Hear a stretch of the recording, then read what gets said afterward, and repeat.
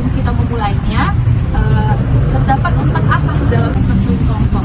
Yang pertama itu ada asas kerahasiaan. Apa sih asas kerahasiaan ini? Jadi diharapkan dalam asas kerahasiaan ini diharapkan anggota kelompok itu dapat menjaga satu sama lain rahasia atau data-data teman-teman kita di sini, jangan disebarluaskan. Yang kedua itu ada asas keterbukaan. Diharapkan anggota kelompok di sini dapat lebih terbuka untuk bercerita terkait masalah dan pengalaman-pengalaman yang dialami. Dan yang ketiga itu ada asas kegiatan, di mana saya mengharapkan setiap anggota kelompok itu untuk berpartisipasi aktif dalam kegiatan diskusi atau kegiatan konseling kita hari ini. Dan yang terakhir adalah asas kenormatifan, di mana dalam asas ini kita harus mematuhi setiap norma-norma yang berlaku tanpa ada pertentangan. Baiklah, langsung saja kita mulai. Di sini saya akan memberikan instruksi lah, gimana sih cara pelaksanaannya. Nah, di dalam konseling kelompok kita ini dipersilahkan untuk semua anggota kelompok untuk berpendapat secara bergantian, dan di dalam hal ini tidak ada pendapat yang salah atau tidak ada yang disalahkan. Jadi setiap anggota itu berhak untuk berpendapat. Nah, di sini saya sebagai pemimpin kelompok dan teman-teman semua sebagai anggota kelompok, di sini kita akan membahas topik ini kepada teman-teman semua nih, kepada anggota kelompok. Kira-kira apa sih topik yang bakal kita bahas, yang cocok untuk kita bahas dalam konseling hari ini? Kira-kira ada yang ingin berpendapat?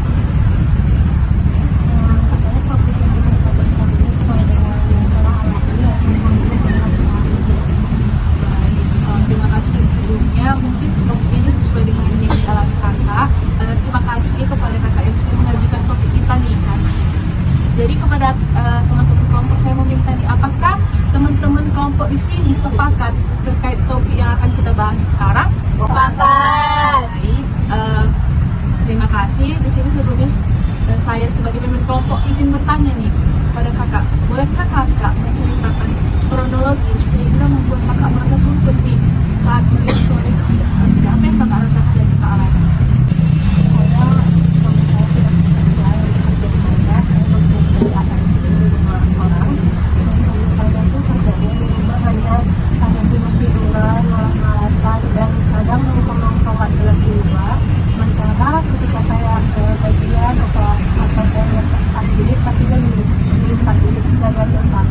Bahkan dia nggak pernah usaha untuk mencari pekerjaan lain, dan dia itu lebih keenaan di rumah karena saya mencari dia. Jadi untuk ya, kalau lihat suami nggak bekerja kan kita sungguh ya, karena kan sebenarnya yang harus mencari nafkah itu suami, bukan istri. Tapi suami saya sekali kerja gitu. Jadi saya bingung kadang kerja dari rumah, dan kadang membantu kan kena ya, karena capek loh kalau kerja. Baik, terima kasih kak. Mungkin saya juga merasakannya apa yang kakak rasakan. Pastinya itu selain sungguh pasti ada rasa kesalahan, marah, sedih dan segala macam.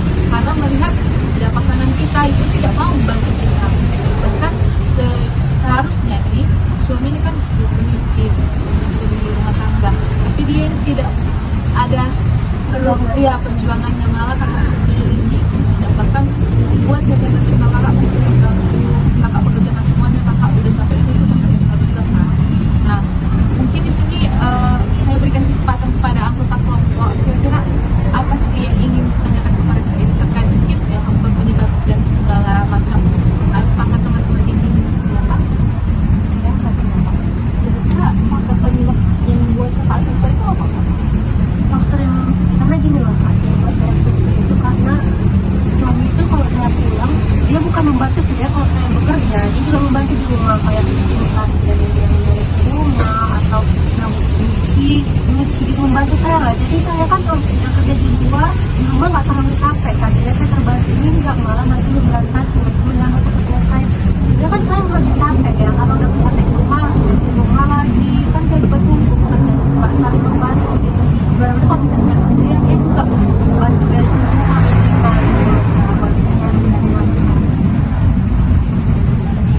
Mungkin saya dapat merasakannya dalam kakak merasa sedih, kecewa gitu terkait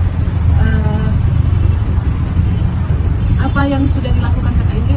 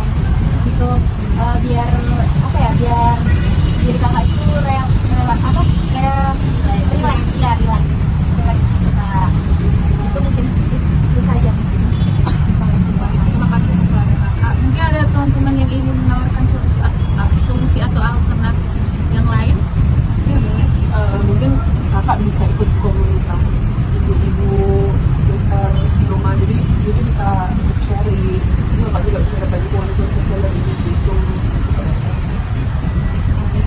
Benar sekali ya yang dikatakan teman-teman. Sekali mungkin bisa saya tambahkan ya, kalau memang suntuk nih kan di rumah, apalagi melihat kelakuan suami seperti itu, ya benar yang dikatakan teman-teman, alternatif penyelesaian itu kita bisa cari hobi baru, kita bisa cari teman-teman baru yang mendukung kita, atau mungkin ada teman-teman kita yang seperti kita juga nasibnya. Dan ini gimana sih cara kita bisa bangkit, tetap semangat, tetap motivasi, walaupun mungkin masalah itu tetap selalu ada. Ya itu intinya dari kita sendiri, gimana cara kita untuk semangat, cara kita untuk bangkit. Ya walaupun tetap ada aja masalah itu. Ya mungkin bisa kita bicarakan lebih baik-baik. Gak apa-apa kita ngomong aja, saya mau ini mau itu. Ya mungkin secara terus-menerus kalau misalnya kita ngomong baik-baik ke suami itu kan pasti adalah perubahan sedikit walaupun tidak secara instan. Nah, mungkin itu saran yang bisa saya sampaikan. Nah, setelah kita tahu nih, paham betul permasalahan dari kakak ini, kita sudah berikan solusinya dan diharapkan kepada kakak bisa mengimplementasikan alternatif dari yang kita diskusikan ini. Baiklah, di sini saya ingin mengajak teman-teman untuk berkomitmen dalam mengatasi situasi atau masalah inilah. Kalaupun ini terjadi dalam hidup kita, jadi komitmennya itu saya berkomitmen untuk tetap produktif dan bahagia. Oke, bisa sama-sama kita ucapkan 1, 2, 3 ya. Saya berkomitmen untuk tetap produktif dan bahagia. Baiklah, terima kasih kepada teman-teman semua. Semoga dan diharapkan kita bisa mengatasi situasi-situasi seperti ini untuk tetap semangat dan bangkit ya. Baiklah, di sini kita akan melanjutkan kegiatan kita. Kegiatan kita selanjutnya adalah BMB 3. Nah, kegiatan BMB 3 ini bertujuan untuk mengevaluasi kita dan menyadarkan kita hal-hal apa yang ingin kita lakukan ke depan. Yang pertama itu berpikir, apa sih yang teman-teman pikirkan